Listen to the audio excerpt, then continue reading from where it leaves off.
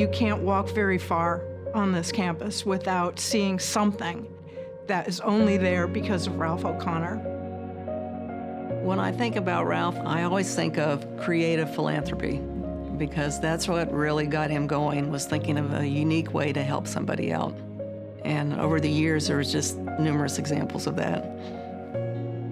I mean, Ralph was larger than life. I think his entrepreneurial spirit was unmatched. His witty sense of humor was one of a kind. He could make anybody feel comfortable instantly in a room with him because of his kindness, his warmth. He was known around campus for how affable he was. You know, he would listen to anybody. But the main thing about him, I think, that everybody would tell you is that Ralph O'Connor could turn anything into an adventure. Ralph got his start at Rice because he was George Brown's son-in-law. So when he came to Houston, Mr. Brown was chairman of the board of Rice. So he just followed in his footsteps. Mr. Brown was possibly the greatest board chair we ever had here. His ambitions for Rice were, sky high. Part of why he was such a great trustee is the people he brought into the Rice orbit, and Ralph was one of them. I never heard him call his father-in-law anything except Mr. Brown. The respect, the mutual respect, ran very, very deep.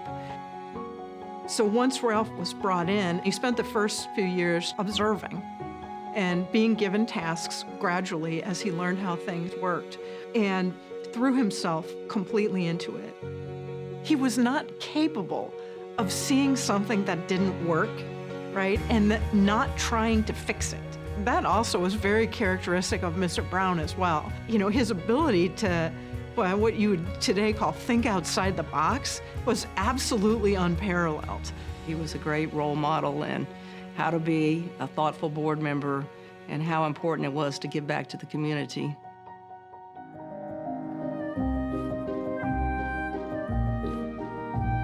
If you ask him to do something, he did. He attacked it full force. If there was a project that he was involved in, he studied it and he talked to people and came up with the best, ways of approaching a problem or an opportunity. I saw that when he chaired the presidential search. I mean, he, went around the country interviewing people, but he was also very collaborative. He wanted to make sure that all the different parties were involved, the students, the faculty, the alumni.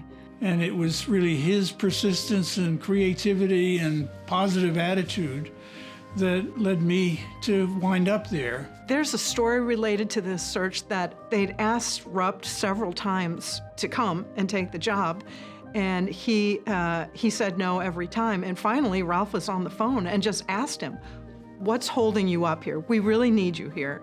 And he said, "Well, my daughter doesn't want to come." The search committee and some extra trustees came up and they were visiting with us in our home in Cambridge.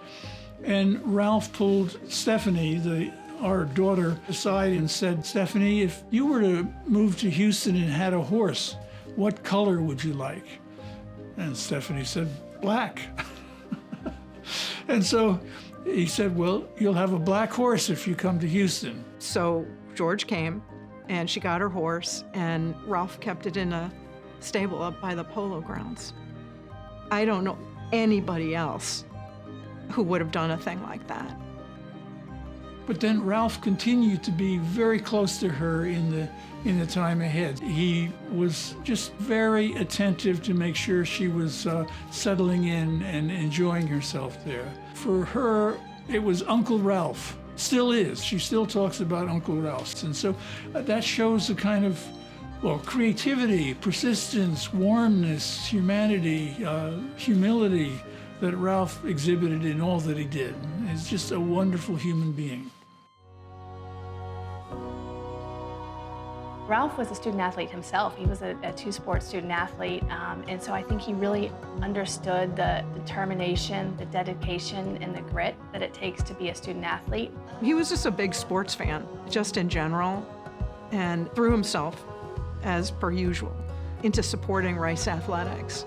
and he loved cheering for the teams, and he loved like knowing all the players and who was playing which position and how they were doing this year.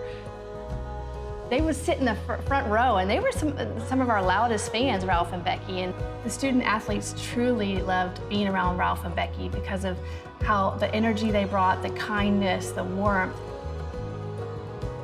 The impact that Ralph has had on women's tennis and athletics in general is transformational. Ralph O'Connor never lost an opportunity to have a good time, and not just for himself, but for everyone else around him. He kind of always had a twinkle in his eye. He had a great sense of humor. It was a lot of fun to be around. He loved to entertain. Oftentimes, Ralph and Becky would have us over to dinner at their house, and we'd have lots of laughs. And Ralph, had these amazing stories. And after dinner, Ralph said, "Let's go play some croquet." I don't think any of our student athletes even knew what croquet was. And there is Ralph out there in his pink pants, 80-some years old, coaching up these student athletes on how to play croquet. What was on full display there is his witty charm, but also his intense competitive spirit. He wasn't gonna lose to any of these student athletes. And many of us still reflect on that day. And the truth is, Ralph was like that with everyone, right? He wanted everyone around him to feel like they were part of the adventure that Ralph was on. Whoever you were when you were with Ralph, Ralph's whole attention was on you. He loved the students, loved being with them, loved participating, and you really saw this in particular with the opening of Martell College.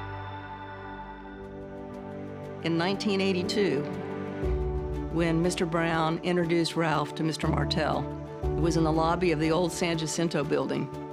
And Mr. Brown said, "Ralph, this is my friend Spiros, and I want you to take care of him." And that was the beginning of a great friendship between Mr. Martell and Ralph. And in that same way that Ralph would throw himself into anything that he was tasked with, he threw himself into taking care of Mr. Martell. And the human warmth and compassion that he had was real. He wasn't just doing a job because his father-in-law gave it to him. He was doing the job because he came to truly care about Mr. Martell. And because of Ralph's stewardship of the Martell interests, the foundation grew very substantially and was able to contribute to numerous organizations in Houston, but especially to Rice. And if you look at the Rice campus, from Martell College to the Fox Gym to spaces around campus, numerous scholarships, endowed chairs, the Martell Foundation was involved, and that was really because of Ralph.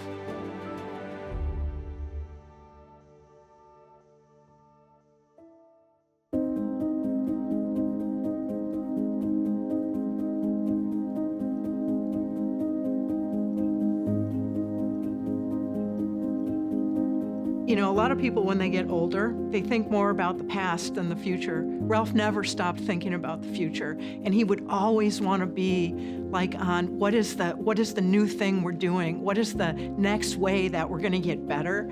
And that building is going to be absolutely crucial for us building our research enterprise here in the future.